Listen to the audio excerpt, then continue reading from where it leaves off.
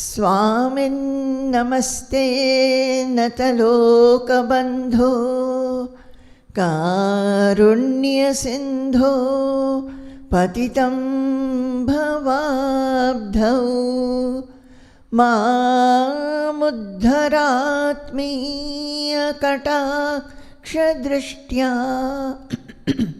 Rijvyati Karunya Sudhabhivrishya Swamin Namaste Swamin Namaste Swamin Namaste Swamin Namaste Jnanasvarupam Nijabhavayuktam Anandamanandakaram Prasannam Yogindramedhyam Bhavarogavedyam Srimad Gurum Nityamaham Namami Srimad Gurum Nityamaham Namami Nityaya Satyaya Chidatmakaya Navyaya Bhavyaya Paratparaya Shuddhaya Buddhaya Niranjanaya Namostu Nityam Guru Shekharaya Namostu Nityam Guru Shekharaya Namostu Nityam Guru Shekharaya. Jai Guru, Jai Guru, Jai Guru. Last two sessions we discussed the householder who is supposed to be a devotee, and in this Swamiji ends the series saying that one must build up the inner treasure, and that inner treasure building is the crux of spiritual sadhana, by whatever name you may call it. Do this without fail in any manner. That is, the resources that we have, our inner treasure that we have, we must try to experience that inner treasure, the inner presence, and we must build up our personality, knowing that we are the self and that we are not weak or we are not changeful. So, Swamiji said that this is absolutely must in any seeker's life. We must think, introspect, reflect, and must find out the qualities that one lacks and strengthen the qualities which one should have, reject those which are undesirable, and constantly feel the presence of the inner Lord inside one's own heart. So, now we go to the next one, mind the trusted friend. Swamiji always talks about the mind and intelligence, the role of our mind and intelligence which has in building up our personality and live in this world beautifully without fear, freely. So, this letter, I think, is a reply to somebody who needed to be acknowledging the fact that mind has a role in which one can become very, very poised, stable, and also mind has that great potential to make one be a devotee. And what is devotion? So, Swamiji starts like this. Your mind should be a good friend, helpful in any situation. You may have had a troubled past with many adverse factors, but understand that none of these will be a hindrance in building up your mind, making it stronger, sweeter, and peaceful. So the mind has the quality of being strong, sweet, peaceful, unaffected, fearless, everything. But we always, since we identify ourselves mistakenly with our changeful body, we feel that we are weak and we feel that we do not have these qualities, that we are weak, that many times we are not peaceful, we are afraid, we are anxious. So whenever we are that, Swamiji is reminding this letter writer that your mind should be a good friend, helpful in any situation.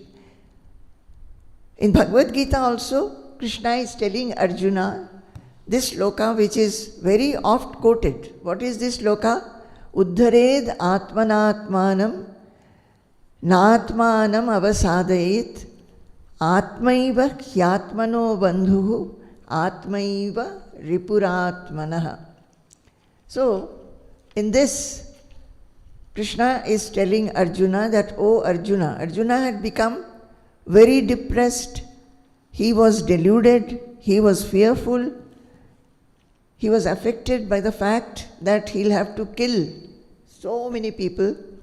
So Krishna is telling that no, when the mind becomes so, it is you yourself who can lift up the mind, and your mind itself is your friend. You yourself is your mind's friend. So, he says that Uddharet atmanatmanam natmanam avasadayet atmaiva hyatmano bandhuhu atmaiva ripuratmanah. Here, Krishna is saying, elevate yourself by your own intrinsic power. Krishna is reminding Arjuna that, oh Arjuna, your mind has immense power.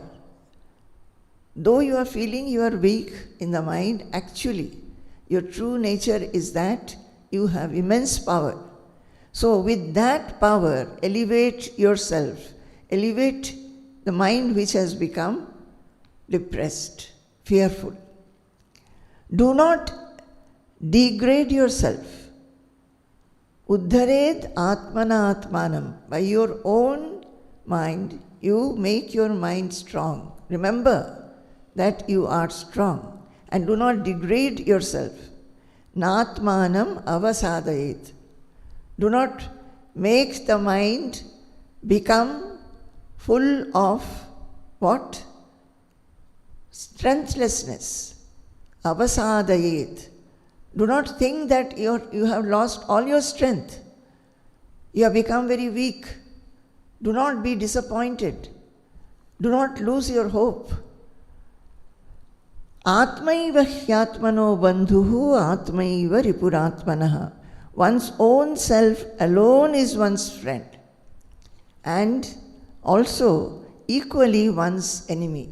How you look at your mind, with what attitude you apply your mind, that will tell you whether you are behaving like a friend to your own mind or you're behaving like an enemy to your own mind. Suppose you take recourse to the strength that you naturally have, and Do not allow your mind to become disappointed. Then you are a friend of your own mind. But suppose your mind starts getting depressed, low, and you indulge in that, then you yourself, you are the enemy of your own mind. This is what Krishna is saying. And here Swamiji has said the same thing. Actually, Krishna tells Arjuna, and through that, through his instructing Arjuna, he is actually telling these truths to all the human beings. Say, for ages, everybody is reading Bhagavad Gita. These words are true of everybody. Everybody should follow this, understand this, and apply this in the mind, in their own lives. So, your mind should be a good friend, helpful in any situation. You may have had a troubled past with many adverse factors, but understand that none of these will be a hindrance in building up your mind, making it stronger, sweeter, and peaceful. So, there may be troubles, there may be difficulties, challenges in one's life, but do not allow those to be hindrances in your mind, to make the mind what? Hopeful, peaceful, sweet, and strong. Suppose we keep on thinking that, oh, I had so many difficulties and that is why I could not progress. If suppose this had not happened, then I would have flourished much, much earlier. Many things would have happened in my life. It is not at all necessary to repent or lament like that. Nothing will come as a hindrance if you make your mind your friend. Human life is meant only to experience the unique worth of goodness, loftiness, and bliss. Human life is meant only to experience the unique worth of goodness, loftiness, and bliss. We must understand this. These are words which Swamiji has written to somebody, but it is applicable to all of us. In all our Shastras it says that the highest duty of human beings is to know your own self. That your dimension is very, very lofty. It has an infinite sky-like dimension, which is taintless, which is vast, and which is blissful. So, we have to experience it. Everlasting bliss is the reward we ultimately get from devotion to God and God realization. So, when remaining in this world of diversity, remaining in this world where so many challenges are there, so many allurements are there, so many distractions are there, so much of worldliness is there, mind rushes to all those diversities to enjoy. But remaining in such a world, when the mind knows that all these things are not everlasting, there is something everlasting, the joy behind which we are running. They are short-lived and not everlasting, they are transitory. Whereas there is a joy in thinking about God, in taking shelter in God and realizing God. There is everlasting joy, everlasting bliss. A man who thinks like this, he thinks because he has grace of God. And such men are very, very few. But when one has that kind of a feeling that all this worldliness, I know they are transitory, it will never make me fully satisfied. So I turn to that Supreme Lord whom we call God, who is changeless, who is everywhere, who is all bliss. We can think like this. See, in Bhagavad Gita, again I come to Bhagavad Gita, in the shloka that Krishna again tells Arjuna, he says that, O Arjuna, God resides in everybody's heart, and remaining there, He activates everybody and makes them do their activities as if He is running a wheel. So, he says that, what is the shloka? Ishvara sarva bhutanam riddeshe arjuna tishtati brahmayan sarva bhutani yantra rudhani mayaya. Ishvara sarva bhutanam riddeshe arjuna tishtati. So he says that sarva bhutanam riddeshe, O Arjuna, in everybody's heart Ishvara is there, and what he does, he brahmayan sarva bhutanam, he is making everybody run about and do activities, and like a wheel, like a yantra, like an instrument. So everybody is an instrument in the hand of Arjuna. Then he says, Tameva sharanam gaccha sarva bhavena bharata. Tameva sharanam gaccha sarva bhavena bharata. Tat prasadat param shantim sthanam prapsyasi shashvatam. He says that, O Arjuna, you should understand this, realize this, that God is inside you and is making you active. And so take refuge in that God, in Him alone. Tameva sharanam gaccha sarva bhavena. In every way, all emotional way, with all your bhavas, your sentiments, your attitudes, your viewpoints, everything, with everything as you are, with some defects, some qualities, some vices, some virtues, with everything you take shelter at His feet. And by His prasada, by His grace, you will attain the supreme peacefulness as well as the eternal abode. So, here in this letter, Swamiji has not referred to this shloka, but he is talking about that everlasting bliss as the reward which one gets from the devotion to God and God realization. So we say that you should be devoted to God. You should strive for God realization. You know, in all our worldly situations, we do work because we want some result. And mostly, the senses, when they go behind the sensory objects, we immediately get some result. The tongue will taste. If you eat something, tongue immediately tastes it. Eyes will see, nose will smell, the skin will touch, ears will hear. So immediately you are able to understand whatever you wanted, you get it. You get some experience of it.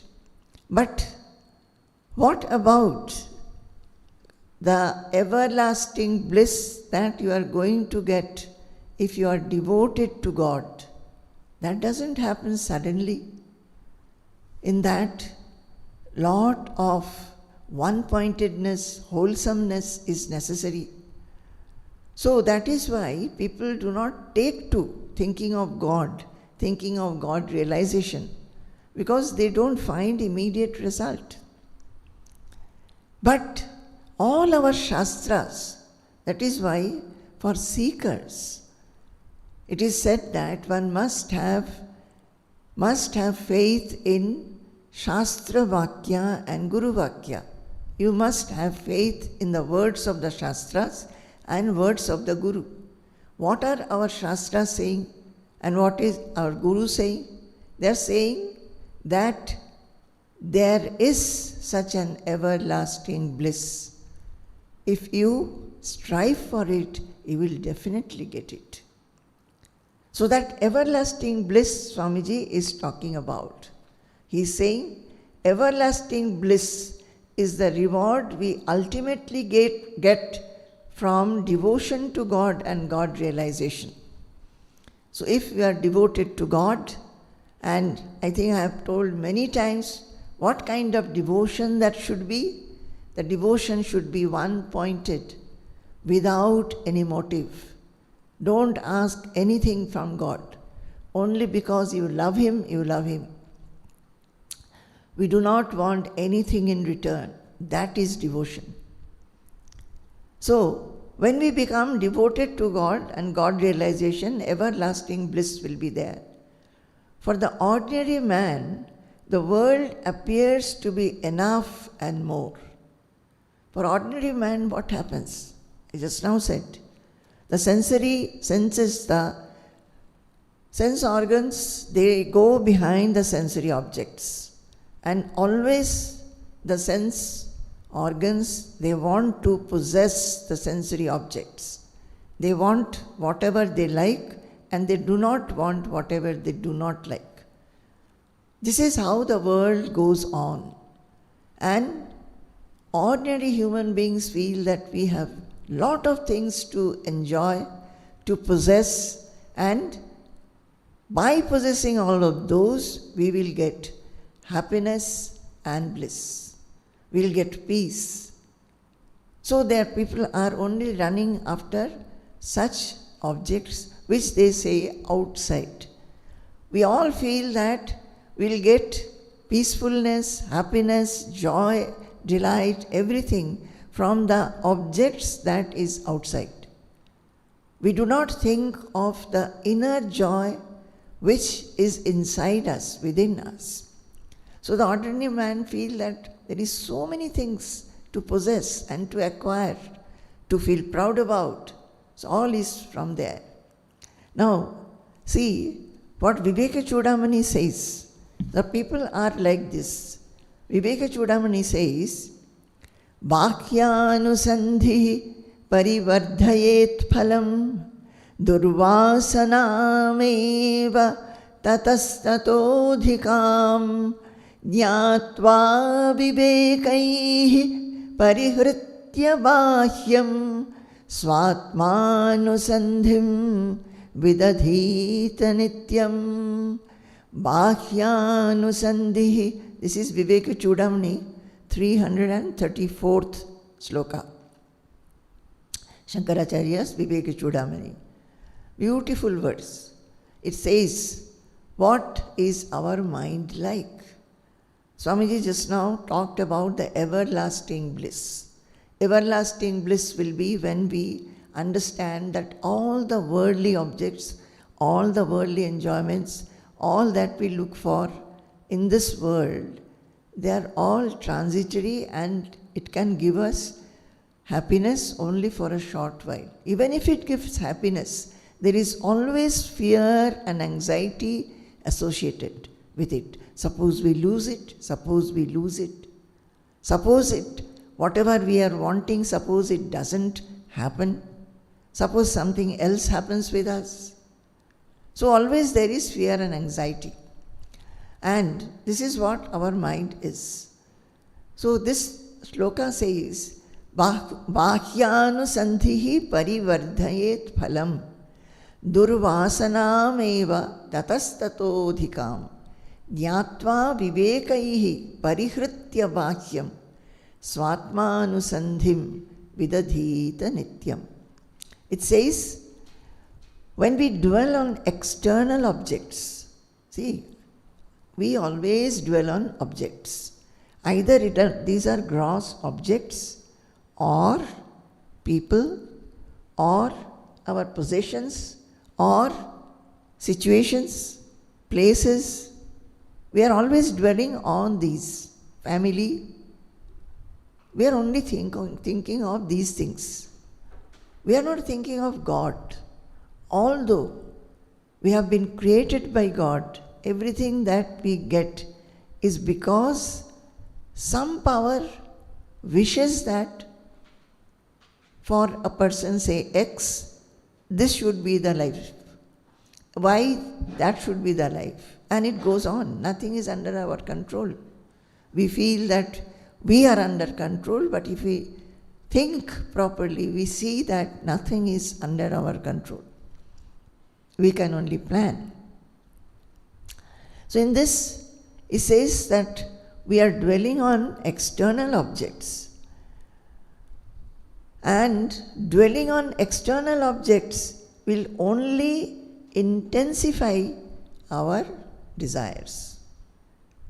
That is, we look at the objects, look at the situations that we want, and we constantly dwelling on them, we derive more and more sangha, more and more attachment to possess, and this grows on. Tatah tatha adhikam eva. And this grows and becomes worse and worse. We are never satisfied. We are never contented. Once we get this, we want something else. After we get one thing which we wanted, we are satisfied. But after very soon what happens is that our satisfaction goes away and we want something else, something new we want. We are always looking forward to something to happen newly so that we will get joy. This is how the life goes on. So, what is the root cause of this? Because we are desiring and our constantly dwelling on external objects. It says that Gyatva Vivekaihi Parihritya Bahyam. Knowing this through discrimination. Once when somebody starts reflecting and introspecting, oh, this is what we are doing. We feel that the life will be like this, but actually it is not so. Whatever we are wanting to possess and acquire, we are never getting satisfied.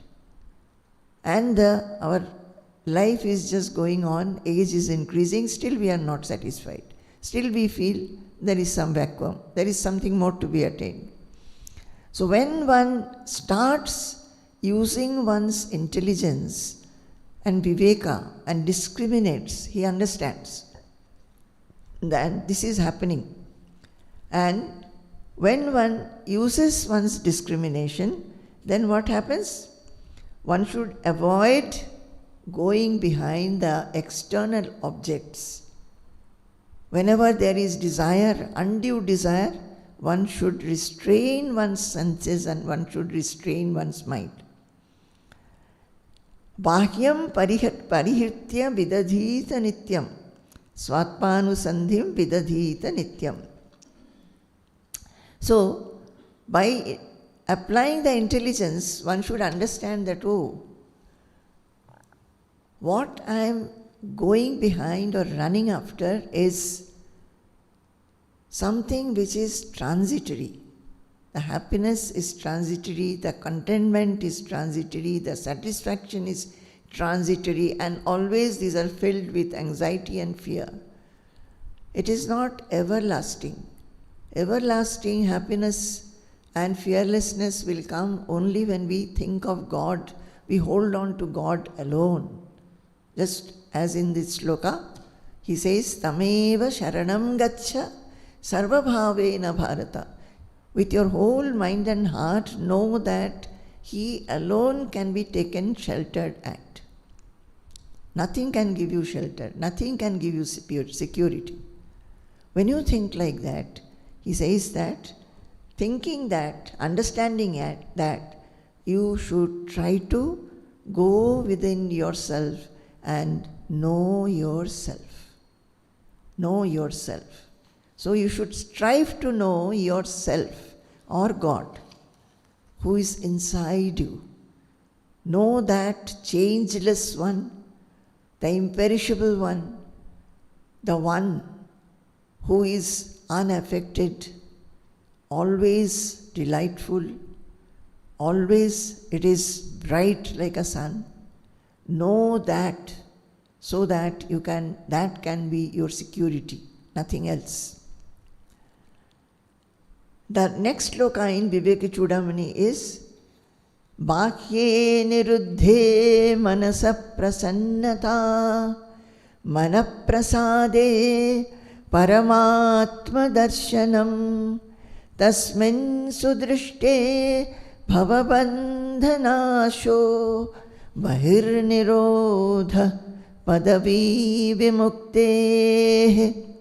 Bhāhye niruddhe manasa prasannata manaprasade paramatma darshanam tasmin sudrishte bhavabandhanasho bahirnirodha padavi vimukte. So in the previous verse it says that using your intelligence and discrimination, you should understand that you are only running behind what? Transitory things. The things may be gross objects, can be people, can be places, can be situations, can be ideas. You are going behind transitory ones. And it says that once discrimination you have applied, simply stop going behind those undue ones and go within yourself and take shelter in your Atma. Next one is so beautiful. See, Bhāhye niruddhe manasa prasannata. When you understand by discrimination that you are never satisfied, you are only running and running and running after happiness, but never getting the everlasting happiness, what you should do? You should not run. You should run after that which will give you everlasting happiness, and that is the self. So, don't look for everlasting happiness from the outside things. Stop it. When you stop that, what will happen? Manasa prasannata.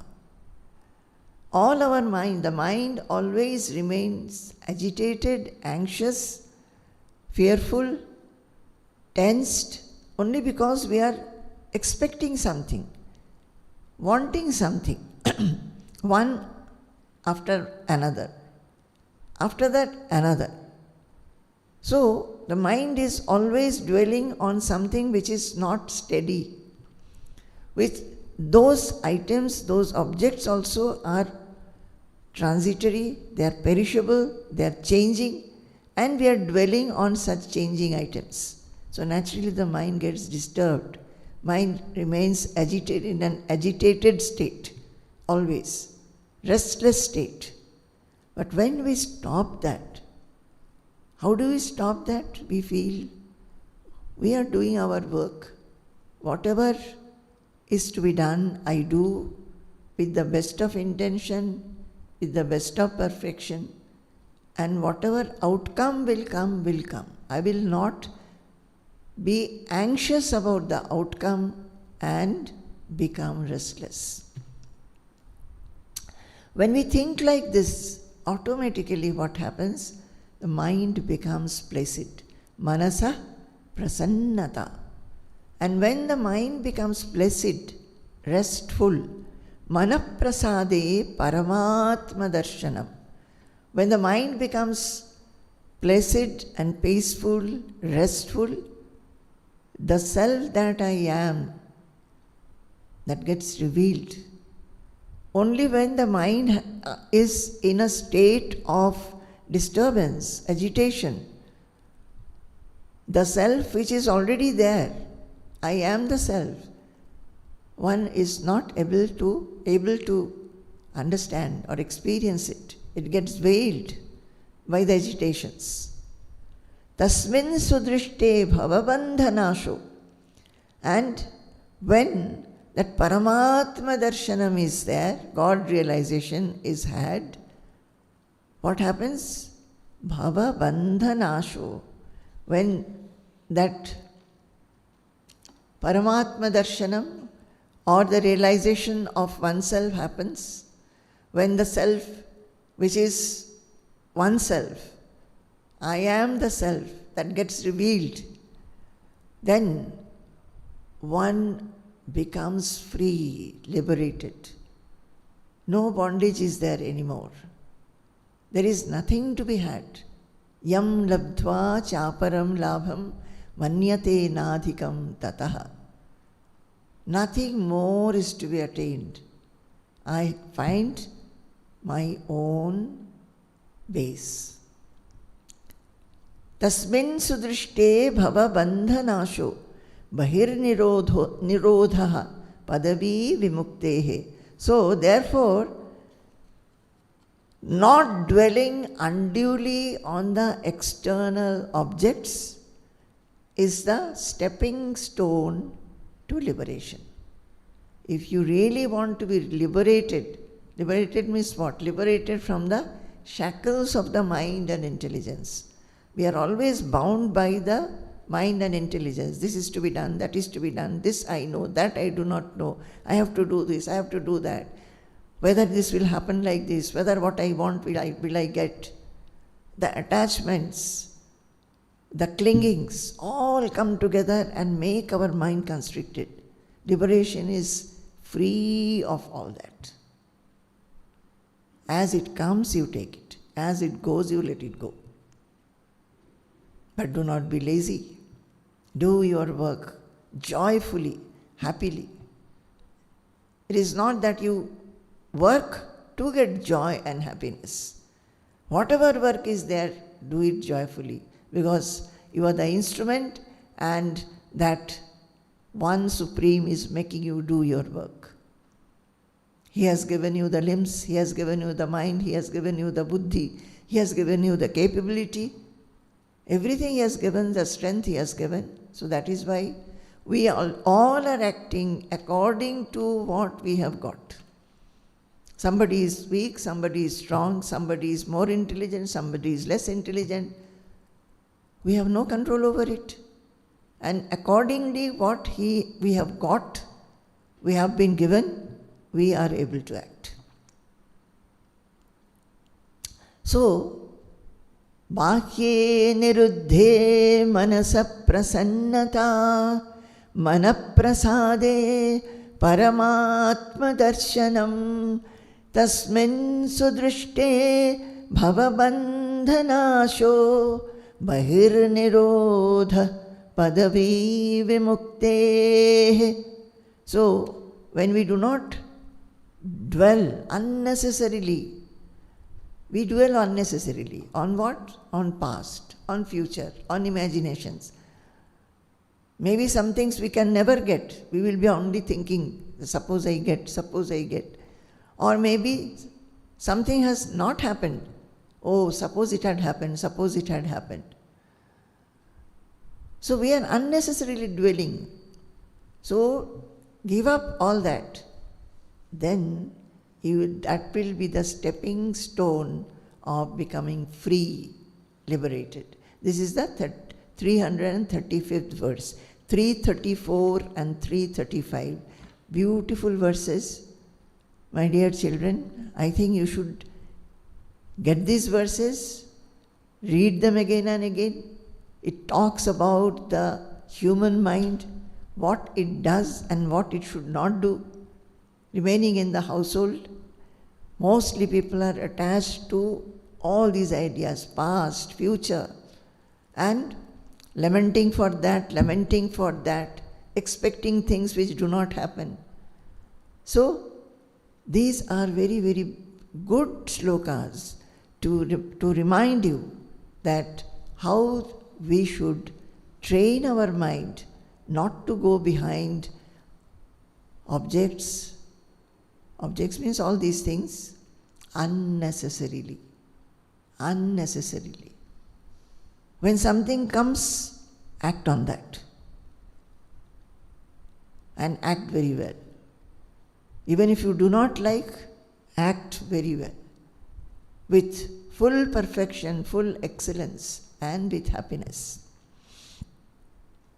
So,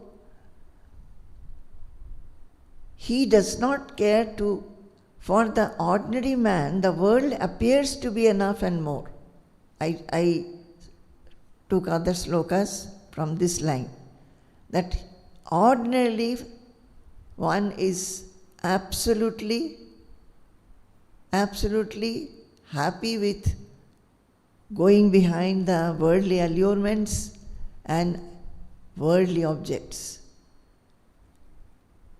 But so he does not care to know about God or God realization. However, by turning to God, man finds a full solution to all his ills and also an enrichment that fulfills his heart and mind. So, these two slokas, the last one, what it says, that if you turn from all these external things to inward, to see God, to see the self, to know the self, what will happen? The mind will be filled fully, and you will attain one fulfillment. Everyone lives and moves with a body he has been given by nature. We have not created our own bodies. Our mothers have delivered us, but how the fetus grew up in the womb of a mother, that is not under the control of the mother. Mother only eats, and through that the fetus also gets nutrition and grows. But the mother has no control over whether the child will be weak or strong, will be fair or dark, whether will have intelligence or no intelligence. Mother has no control. So we should always remember that our body has been given by nature. In this matter, none has any choice or will. We don't have any choice or will. What should be our complexion? What is our complexion? How much height we will grow to? We don't have any choice. But when he grows with the ability to think and understand, it is for him to develop the right attitude and ideal about life, the world, and his role in it. See, what does it say? That the body has been given by nature. Now the body will grow up to a certain extent, to a certain age. But God has given us the internally mind and intelligence, which can be growing. Our body will grow only up to a certain age. Our hands will not keep on growing. Neither our nose or eyes or any of the outward part will keep on growing. But the mind and intelligence can constantly grow. So, when a person grows with the ability to think and understand, it is for him to develop the right attitude and ideal about life, the world, and his role in it. So the mind and intelligence has enough potential to think, reflect, introspect, and grow in right attitude about oneself, about life, about the world. In man, the mind is the causal factor and the body is but an instrument to work for the mind. Mind is the causal factor and body is but an instrument to work for the mind. The mind thinks and on that thought we work. The external physical features or the complexion cannot be changed. We agree. The external physical feature cannot be changed. But the mind is amenable to change every day. every moment.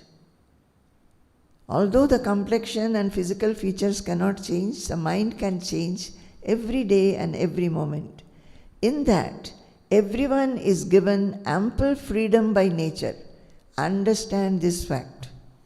So, what is the duty of man? The duty of man is to grow beautiful virtues and qualities in the mind. That is, nourish the mind so that it grows beautifully. God has given that potential. Make your mind pure, optimistic, faithful, and cheerful. These are not just words to be heard, my dear children.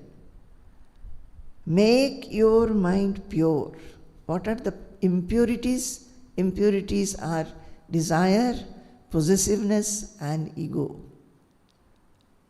The impurities are the traits arising out of them: impatience, intolerance, anger, irritation, jealousy, greed.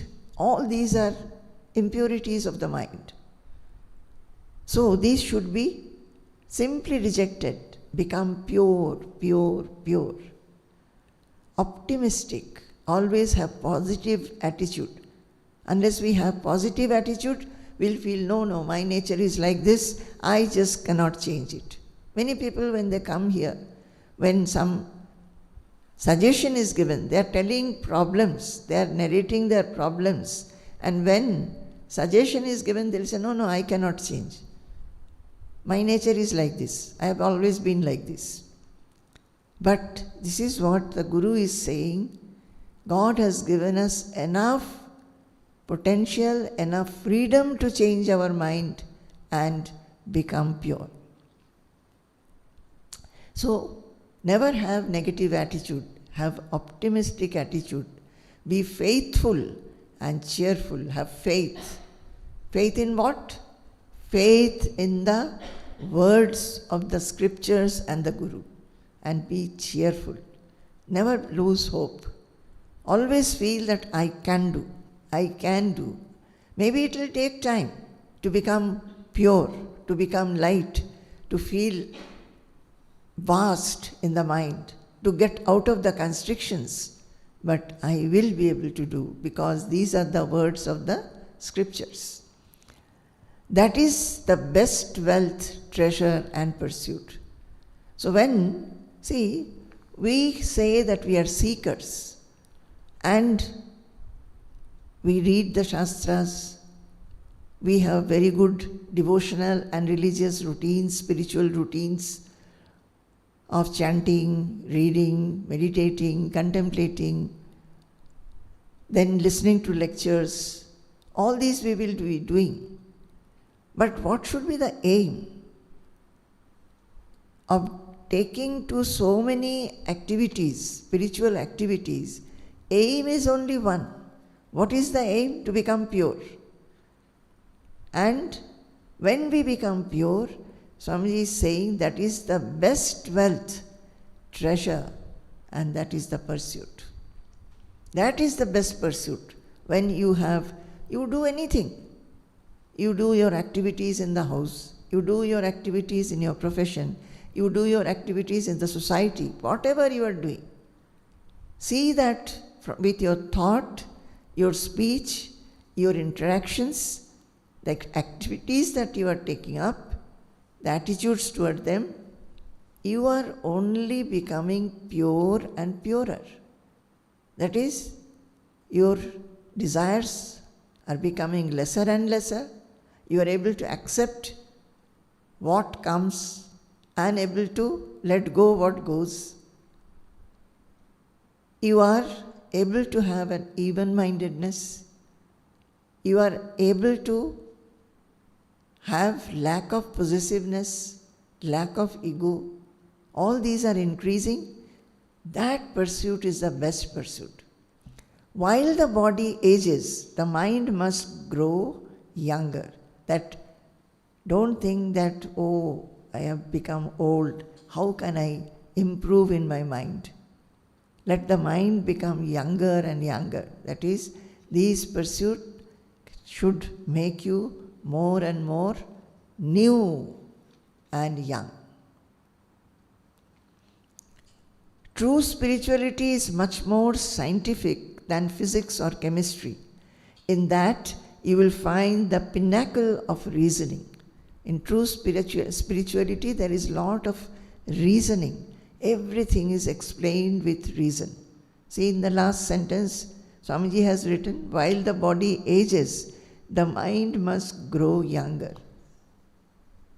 That is, do not allow the mind to become old.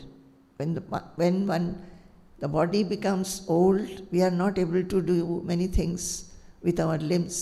But the mind is not like that. Mind can do.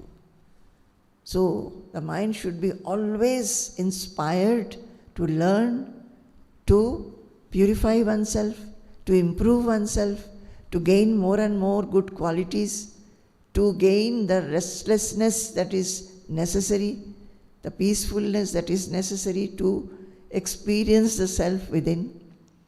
The mind should be always active like a young person.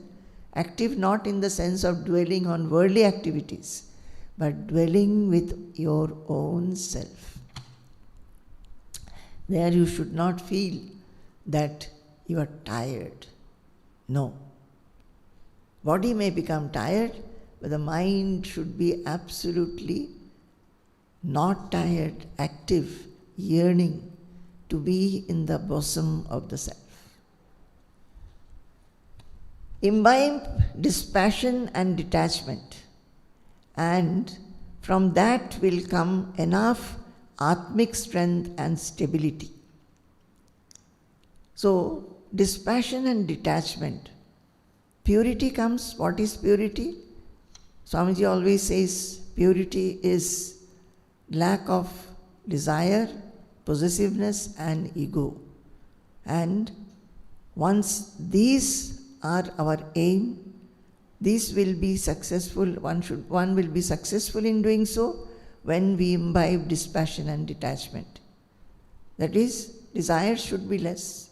When desire is less, there is, except for whatever is necessary, you don't desire anything. And detachment, whatever you think belongs to me, don't become unnecessarily clinging. Do whatever is necessary for your family, for your children, to look after them. Do everything, but do not get attached to them. So attached that you forget God. Not like that. Do everything for them, but know that God is the supreme. Imbibe dispassion and detachment, and from that will come enough atmic strength and stability. So from dispassion and detachment, atmic strength and stability will come. As we were discussing, that the agitation and disturbance come because our mind goes outward to possess and acquire and enjoy outward objects. But when desires are constantly, through our discrimination, we understand some desires are absolutely undue. Don't go behind them. Look inside. So by doing so, you go closer and closer to self-realization, closer and closer to experience your own self which you are. So that is how the atmic strength and stability will naturally be there. Desire only brings about instability and restlessness. So as we go to the Atma, stability will increase. Be given to composure, steadiness and depth. Have enough of harmony and sweetness at home. So it is for householders particularly. Somebody has written. So Swamiji is giving this instruction. Have enough of harmony and sweetness at home. How will that come? Be given to composure, steadiness and depth. That is, don't react. Don't react immediately. Don't get irritated quickly. Don't be intolerant. Don't be impatient. Don't have undue desires, expectations. Be poised, steady. And how will that depth grow? By introspection. All mental problems have a solution and can be cured. Whichever problem comes, the problem may be something outside, but it affects the mind. There may be in the house somebody has very serious disease. We have to do externally many things. Take the patient to the doctor, give care to the patient, many things we have to do, adjust. But the mind becomes anxious, mind becomes sad, so ultimately the mind gets affected. Faith in oneself, in God, and the readiness to listen to wise people are the saving forces. Faith in oneself. Always have a faith, have confidence that whatever is necessary to be done, I will do. But I will not be overpowered by sadness or feeling of hopelessness or fear. So, faith in oneself, in God. Take refuge in God. Tameva sharanam gaccha sarva bhavena bharata. Take refuge in God. Even when you are having anxiety, fear, doubts, take refuge in God with all your defects. Tell God that I am feeling fearful. Please remove this fear. I don't want to be fearful.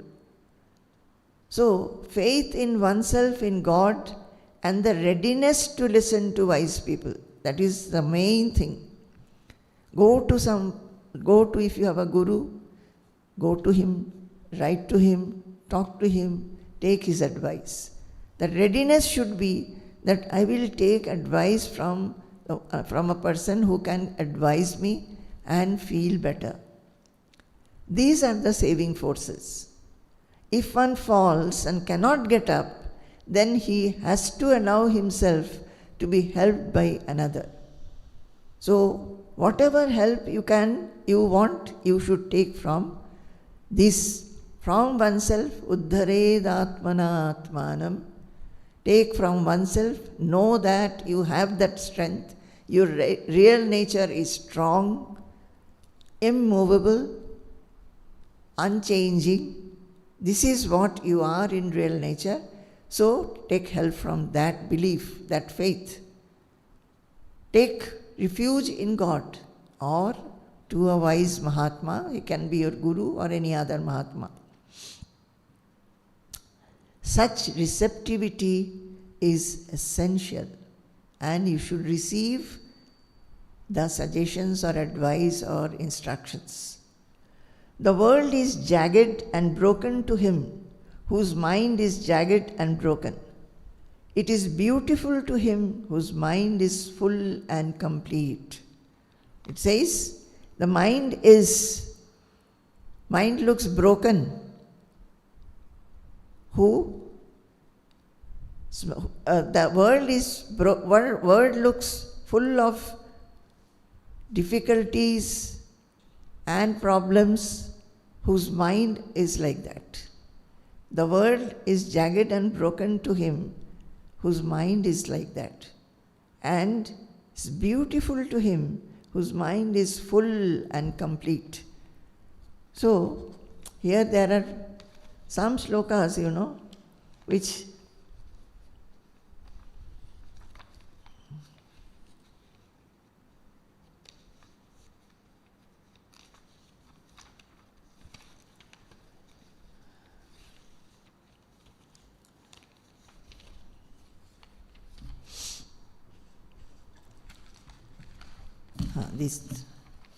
I lost my papers.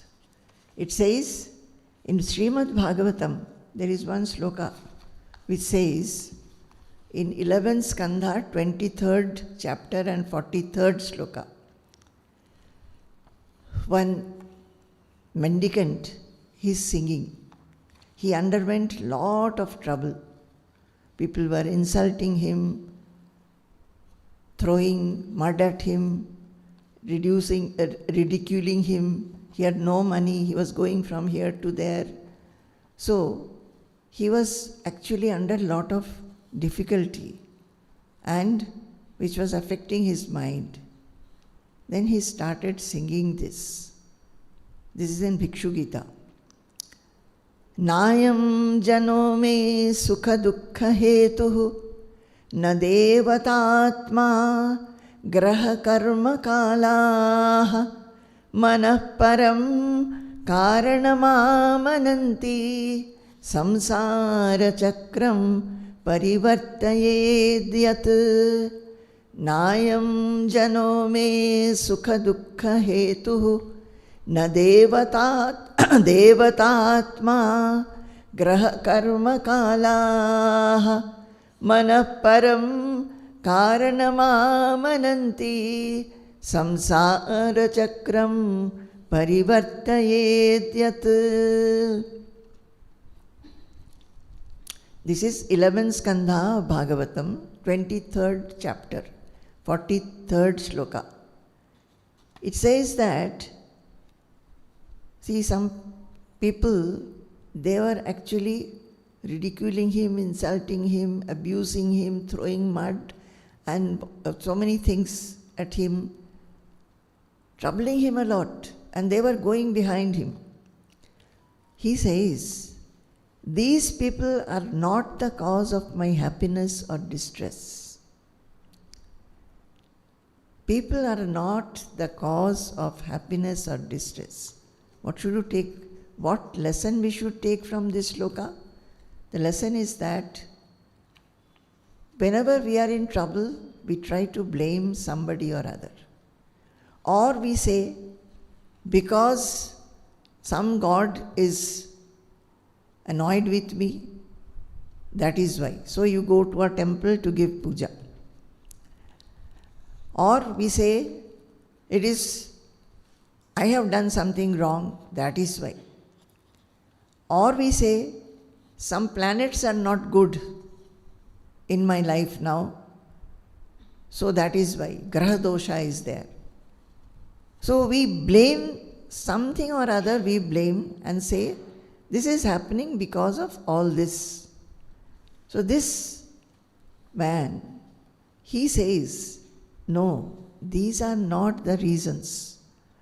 Manah param karanamamananti samsara chakram parivartayedyat. It says that the mind alone is responsible. The mind, how the mind works, and the mind, how the life rolls on, the mind alone is responsible for whether you are feeling happy or unhappy. So these are it says that actually the mind alone is the cause.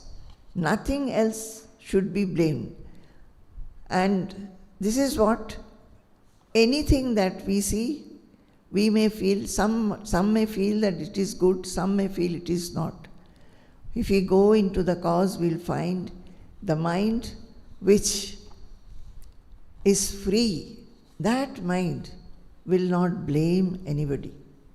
Nayam jano me sukha dukkha hetuhu na devatatma graha karma kalaha manapparam karanamamananti samsara chakram parivartayedyat.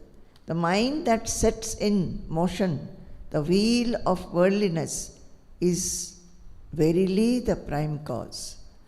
The worldliness that we experience, that is through our mind. What is worldliness? We like something, we dislike something. We are happy with something, we are not happy with something. And that is in the mind. Mind only has these two experiences, sukha and dukkha, happiness and unhappiness. And that sets the motion of worldliness. Actually, whatever we experience, the experiences are two in the mind. Either it is likes or dislikes, happiness or unhappiness.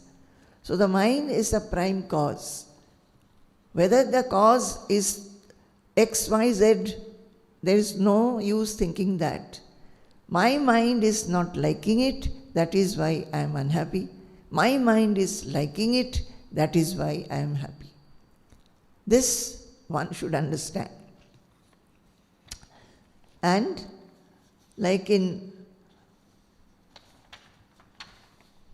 Amritabindu Upanishad also, this shloka is there. There are two shlokas. One is Mana eva manushyanam karanam bandhamokshayoho bandhaya vishayasaktam muktyai nirvishayam smritam. In human beings, the bondage and revelation is the cause. Cause is the mind itself. Of human bondage and liberation, the cause is mind itself. Mind can think that I am in Swarga. Some people, even if they are very poor, they have a thatched house to live. They do not even get 2 times food. They are happy. But there are others who are staying in palaces, eating delicious food every day, many times a day. They still feel they are unhappy. So the mind creates the Swarga and Naraka, heaven and hell. So this says that of human bondage and liberation, cause is mind itself. Mind attached to sense objects leads to bondage. And when the mind is freed of the objects, that leads to liberation. So when the mind becomes attached and goes behind things, dwelling on that, it clings to those, clings to imaginary enjoyment, or even if one enjoys, one is fearful of losing that enjoyment, one is bound. That mind is bound. And that mind, which is freed of the objects, it is liberated. Another sloka is Manohi dvividham proktam shuddham cha shuddham evacha ashuddham kama sankalpam shuddham kama vivarjitam. Mind, in this sloka, it says that mind is spoken as of 2 kinds. Manohi dvividham proktam. Mind is of 2 kinds. What? Shuddham cha ashuddham evacha. Shuddha and ashuddha. That is, mind is pure as well as impure. What is ashuddha? What is impure? Ashuddham kama sankalpam. Impure is that which is full of desires, and shuddham kama vivarjitam. And what is pure? Pure is the mind which is rid of desires, that is pure. Since Swamiji has mentioned here that you must make your mind pure, optimistic, faithful and cheerful, so I brought these shlokas, because whatever Swamiji is speaking, that is all scriptural words. So here we see in these shlokas, it says, Amritabindu Upanishad 1 and 2. Manohi dvividham proktam shuddham cha shuddham evacha ashuddham kama sankalpam shuddham kama vivarjitam. So, mind is of 2 types, pure and impure. Pure is when there is no desire, and impure is when it is full of desire. And the second one says that for any man, bandha and moksha, that is bondage and liberation, is caused by the mind and mind itself. Mind gets bound. How does it get bound? Because of its attachment to the sense objects. And when is it liberated? When it is not attached to the sense objects. So, the world is jagged and broken to him whose mind is jagged and broken. It is beautiful to him whose mind is full and complete. You cannot wait for a change in a situation to become cheerful. The external situation may depend upon many factors that are not under your control.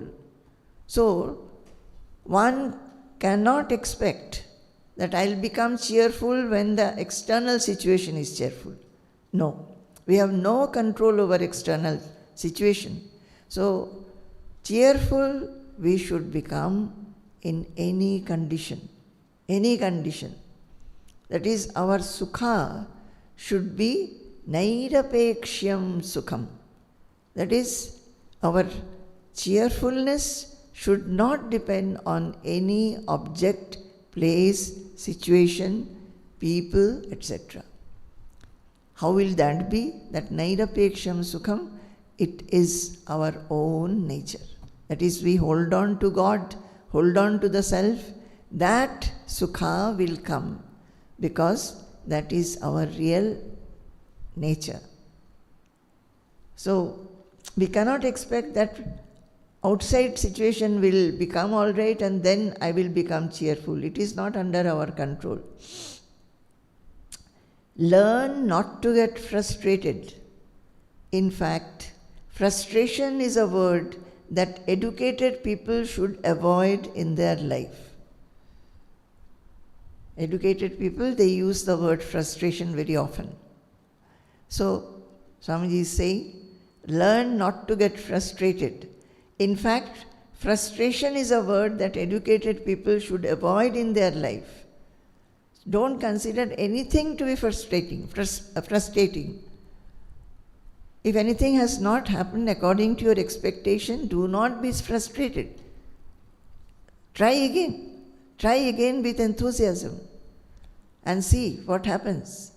The mind has the power and depth to sublimate even the greatest crisis. The mind has the power and depth to sublimate even the greatest crisis. The power is independent of the external situation. Again the same shloka, yam labdva chaparam labham manyate nadhikam tataha yasmin sthito na dukkhena guruna api vichalyate. When you know yourself, you will feel nothing more is to be attained. Here we are constantly going behind many things. One after another we want to acquire and possess. But still we are not satisfied. This seating in the self is what, when we feel that nothing more has to be acquired anymore. And remaining in that state, what is Krishna promising? Yasmin sthito na dukkhena guruna api vichalyate. Even if the greatest crisis comes, greatest adversity befalls, he will not be affected. He will remain poised. So the mind has the power and depth to sublimate even the greater crisis. This power is independent of the external situation. Employ this ability of the mind and be harmonious with disharmony. This is a great statement. When disharmony is there, we don't like it. But what is harmony in the mind? To be able to be harmonious even in disharmony. Mark these words. To be able to be harmonious even when things are disharmonious. In any situation, you must uphold your inner peace and stability. Learn to talk to God and get consoled. Recognize that God is all powerful. Surrender. Gradually leave everything to His will. All the tussle and strain will vanish from your mind. What? Learn to talk to God and get consoled. Talk to God. God should be our friend and not somebody invisible at a distance. He is right in the heart.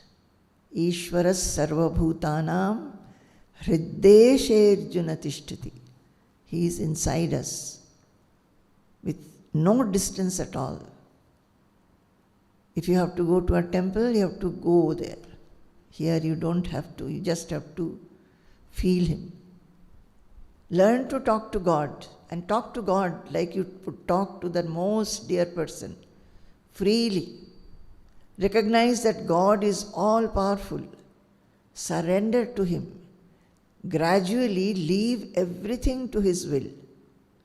All the tussle and strain will vanish from your mind. There will come a time when a sense of belonging towards Him will reign in your heart. There will come a time when a sense of belonging towards Him will reign in your heart. A placid joy will slowly begin to pervade your mind. And not only that, you feel Him. You feel you belong to Him. God, I am yours. I am yours. I am yours. That feeling will never go. Just like we feel we are our parents. Just like we feel the children are ours. God, I am yours. Now it is just a sentence uttered. It has to be a feeling. So, when that happens, a placid joy will slowly begin to pervade your mind. Let the power and zeal of seeking lead you and guide you. Be a child on the lap of divinity. Be a child on the lap of divinity. Be yourself. Be yourself. Learn to talk to God and get consoled. Recognize that God is all powerful. Surrender. Gradually leave everything to His will. All the tussle and strain will vanish from your mind. There will come a time when a sense of belonging towards Him will reign in your heart. A placid joy will slowly begin to pervade your mind. Let the power and zeal of seeking lead and guide you. Be a child on the lap of divinity. Be yourself. Be unburdened. No burden is there. We have sat in the lap of the divine. When we sit in the lap of the divine, all burden is gone. We become a child. Okay? So this is over. Sampurnam Jagadeva Nandanavanam Sarvepi Kalpadrumaha Gangam Vari Samasta Vari Nivaha Punya Samasta Kriyaha Vacha Prakrita Samskrita Shruti Shiro Varanasi Medini Sarvavasthitirasya Vastu Vishaya Drishti Parabrahmani Sarvavasthitirasya Vastu Vishaya Drishti Parabrahmani. Jai Guru, Jai Guru, Jai Guru.